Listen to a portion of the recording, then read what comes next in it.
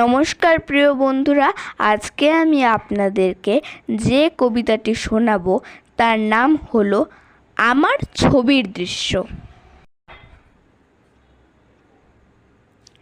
গ্রীষ্ম শেষে মেঘ ভায়া যে পড়ল ঝরে দোরে, ভেবে পাই না কি করব একা বসে বসে ঘরে।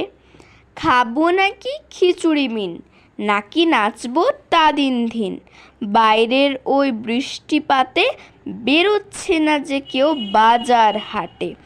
কি করে কি সফল করি, নাচাও তো ভাই এখন ঝক মারি। বসে আমি থাকবো না ভাই, আঁকবো গোটা দুনিয়াটাই। ঠিক বলেছি, আঁকবো আমি উঠিয়ে পড়ে ঘরের কোণের খাতা কলমে। আঁকবো আমি রাজপুত্তুর, আঁকবো এক রানী, আঁকবো তার যুদ্ধের বিশাল সেনাবাহিনী। আঁকবো আমি গোটা দেশকে, আঁকবো নিজেকে, আঁকবো আমি সমাজ গড়ে তোলার এক ছেলে এক মেয়ে।